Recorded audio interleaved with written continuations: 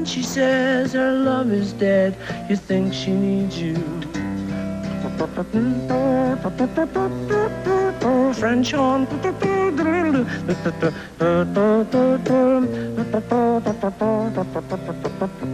In her eyes you see nothing. The art of the breakup song. Most people have had their hearts broken in their lives, and musicians have a good tendency to turn that heartbreak into a form of art. You can't say we'll never try. You probably think this song is about you, 'cause nothing compares. You think all your own way. Now you're just somebody that I used to know.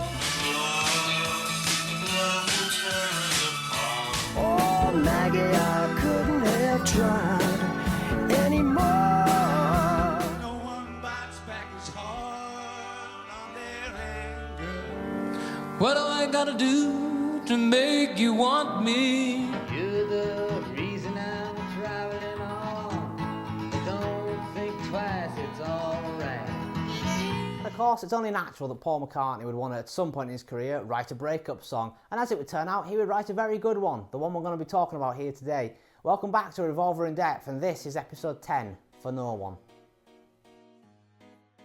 On March 6, 1966, Paul McCartney and his then girlfriend Jane Asher flew to Switzerland for a skiing holiday in the Alps. Paul had only been skiing once up until that point on the set of the Beatles' 1965 film Help, and he wanted to have a proper go at it, so he went there with Jane in March of '66 to have a skiing holiday. Now whilst he was there, he would work on some musical ideas for the Beatles' then upcoming next album, Revolver.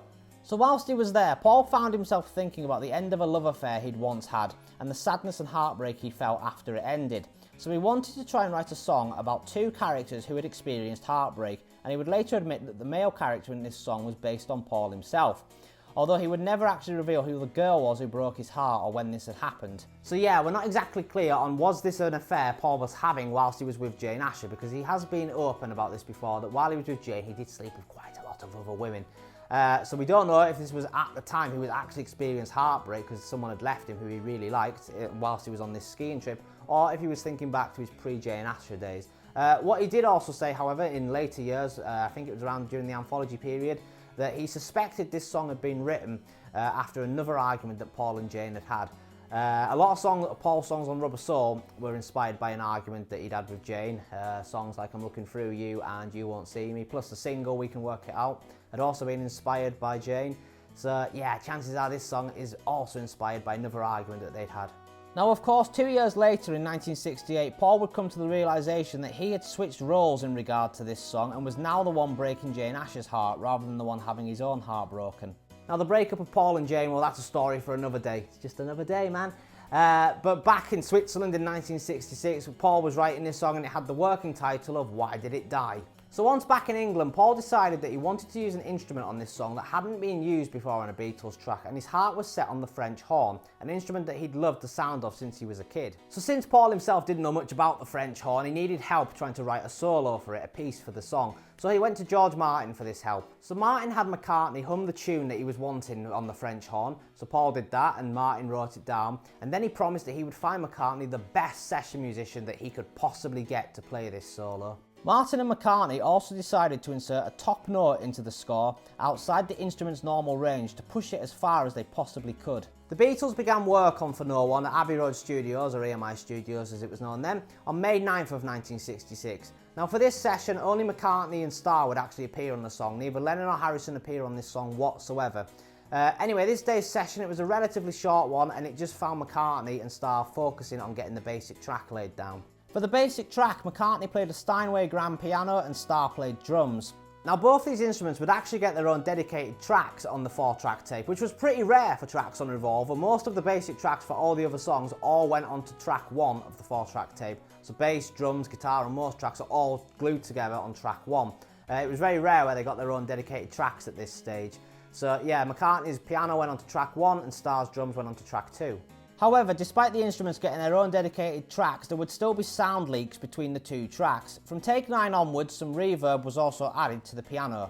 Now the duo would record 10 takes of the basic track and they would decide that the final one, take 10, was the best one to start applying overdubs to. To start with, McCartney overdubbed a clavichord onto the track. Now this clavichord was actually George Martin's personal instrument that he brought with him to the studio for this day's session. Anyway, once that was overdubbed onto the track, Starr would then overdub some maracas, hi-hat and tambourine onto the track, and then the duo wrapped up that day's session. Now if you want to hear some outtakes from this day's session, well, bad news, I'm afraid you can't, because none have ever been released. However, on 2022's Super Deluxe edition of Revolver, there is an instrumental version of Take 10, which is basically how the track would have sounded at the end of this day's session. So it's For No One without the vocals and the French horn, basically. I don't know why they decided, when George Martin was compiling the box set, to just put an instrumental version of the finished version on the album. It's not the most interesting thing, considering there's 9 other outtakes of this song. They've all been instrumentals, because Paul didn't do the vocals on this date, but I mean, Take 9, they could have put that one out, they could have put Take 7 out. I mean, they may be all incomplete takes, I don't know, because we haven't heard them. But it's just, I hate when they do these box sets and they just put instrumental versions of the finished songs on. It's like, you have all these outtakes that you could give us, and you just give us instrumental versions of what we already have. It's pretty boring, to be honest. However, I will say that this instrumental version of Take 10 does highlight just how good McCartney's melody is on this song. Now, the next session for the song would take place on May 16th of 1966, and only McCartney would work on the song during this day's session. Now, only one overdub would actually be applied this day, McCartney's lead vocal onto the 4th and final track of the 4-track tape. Now, as with a lot of the songs on Revolver, for this, McCartney slowed the tape machine down, so when it was played back, it made his voice sound higher and faster, an effect that all 4 Beatles liked at this point. Now, you've maybe worked out where I'm going to go next here, because this happens quite a lot with songs on Revolver. All 4 tracks on the 4-track tape are now filled, but they haven't finished applying overdubs. So a reduction mix now needs to be created. So this session would end with a reduction mix, or 2 reduction mixes actually, being created for No One. For No One? Yeah, it's annoying that. For No One. Anyway, yes, these reduction mixes were numbered takes 13 and takes 14. Why they weren't numbered 11 and 12, I don't know, but it was 13 and 14 anyway.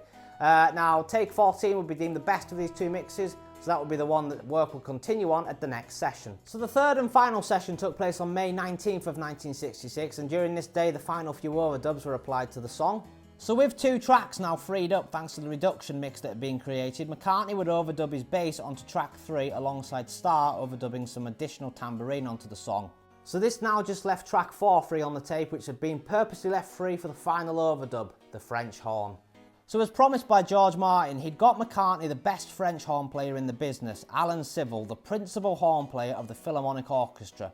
Now once Civil arrived at the session, McCartney and Martin would play him the track as it sounded up until that point, and Civil's initial thoughts was that it was a rather poor musical style, as it was in neither B flat or B major, which made tuning his French horn rather difficult. McCartney then explained whereabouts in the song he wanted the French horn to be, but neither he nor Martin could explain to Civil exactly what they wanted it to sound like. So Civil would have to make something up on the spot, so he would record multiple takes of 2 French horn solos. Each time he did a new take, it would wipe the previous take that he'd recorded. Now eventually Civil had managed to nail the solo, and Martin thought he'd done an absolutely brilliant job. But it was at this point that McCartney actually offended Civil by saying, "Well, okay, I think you can do better than that, can't you, Alan?"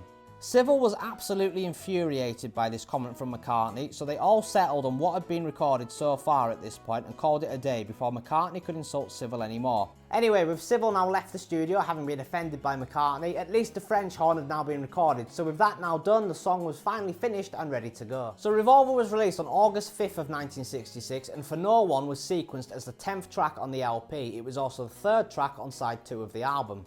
For his French horn solo, Alan Civil would be given something very few session musicians ever got on Beatles albums, a formal credit on the sleeve of the album, and this would lead to him getting a lot more work and greater recognition. I tell you what, if you've been one of the session musicians who had played on Eleanor Rigby, that must have been a kick in the teeth seeing someone who played on this album, a session musician on another track, getting formal credit, and yet you didn't get any formal credit for Eleanor Rigby. Must have been a bit of a kick in the teeth, like I say. Anyway, despite having nothing to do with this song whatsoever, John Lennon later said in one of his final ever interviews in 1980 that this was one of his favourite songs McCartney ever did. And Elvis Costello is also full of praise for this song. He says that this is Paul McCartney's best song, and I can understand why anyone would want to argue that point. Right then, it's no secret here, I absolutely love this song. It's my joint favourite song on the album alongside the previous track, funnily enough, And Your Bird Can Sing. So can I start here by pointing out that Paul McCartney was 23 years old when he penned these lyrics. I mean, they're brilliant. How many 23-year-olds could pen a song like this? I mean, just read the lyrics. You want her, you need her, and yet you don't believe her when she says her love is dead, you think you need her.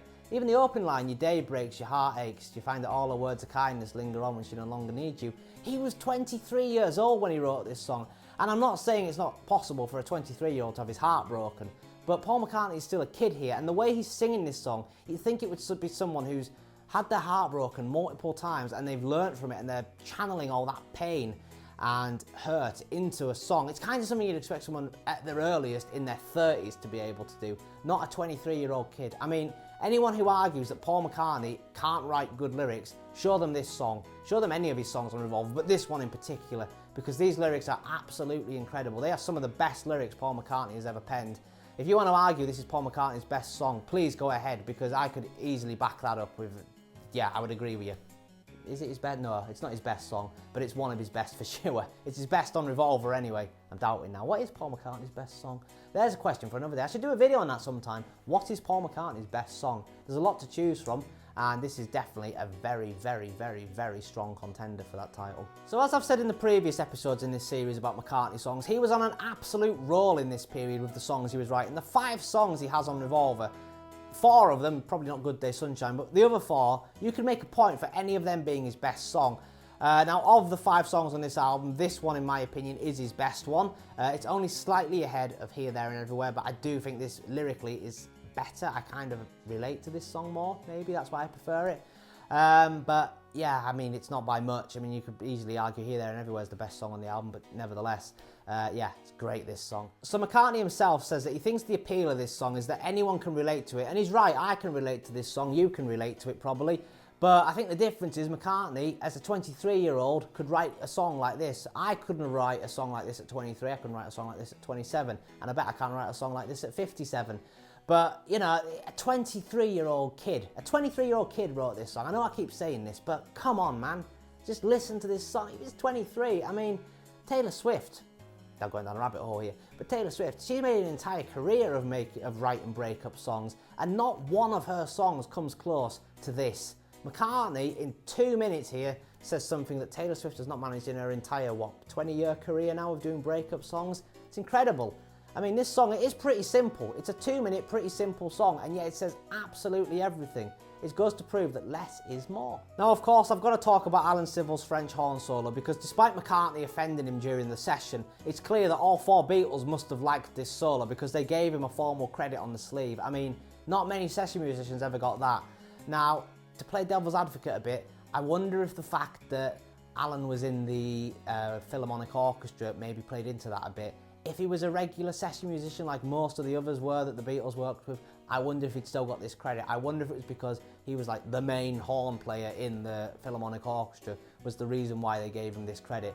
But even though McCartney offended him during this session, and even though he was in the Philharmonic Orchestra, he didn't come off bad here, because getting this credit would make his phone start ringing quite a bit with other people asking him to come and do some work with them. Now, with quite a few of the songs on Revolver, I've mentioned in this series about their placement on the album and how I think the sequencing has been done deliberately in places so that you get breathers from experimental songs, but I can't really figure out why this one has been placed here. It's sandwiched in between 2 rockers, and it's not like there's been that much experimental stuff the previous few tracks before this one, so it's not like you need a breather, so I can't really think of a reason why it's placed here other than they've probably thought, we'll have to put that somewhere, we'll just put it there and then it's done. I don't think there's a deeper meaning behind this being placed here. Because it is placed here, it does at least mean that my 2 favourite tracks on Revolver come back to back, And Your Bird Can Sing and For No One. So as I say, I can relate to these lyrics. I've lived this song. It is a horrible feeling when you feel like you still need someone, but you can tell they don't need you anymore, they've moved on.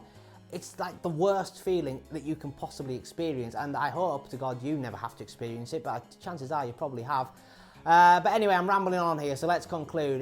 For No One, as I say, my joint favourite track on Revolver alongside And Your Bird Can Sing. The song is an absolute masterpiece. It is one of the greatest breakup songs ever written. It is one of the highlights of Revolver, and it is one of the best songs Paul McCartney has ever done throughout his entire career. It is a masterpiece. Well, that concludes another episode of Revolver In-Depth, folks. Once again, thank you very much for watching. I hope you have enjoyed this video. If you have, please do. Here's the joke, everybody. Do what Paul's doing here. Give it a thumbs up. That'd be very much appreciated. Leave a comment as well. What do you think of this song? Do you think this is Paul McCartney's best song on the album? I know I do. If you think it's one of the other songs, well, I can fully understand why you would think that. Do you think it's Paul McCartney's best song? There's the story. What is Paul McCartney's best song? I think I should do a video on that someday. It means I've got to commit to something though being his best song. I mean, this is a very strong contender. Anyway, if you have enjoyed this and you're not subscribed to my channel, please do subscribe. It would mean the world to me. It would make me very happy. And yeah, who doesn't want to make me happy? That, I mean, makes me smile. Why wouldn't you want to make me smile? There's also a playlist on this channel called Revolver In-Depth, which consists of all previous episodes in this series and all future episodes. Will also be added to this playlist. Anyway, join me next time here on Revolver In-Depth, where we are going to be hearing all about John Lennon's drug dealer and how he makes you a better man. Till then though, do take care.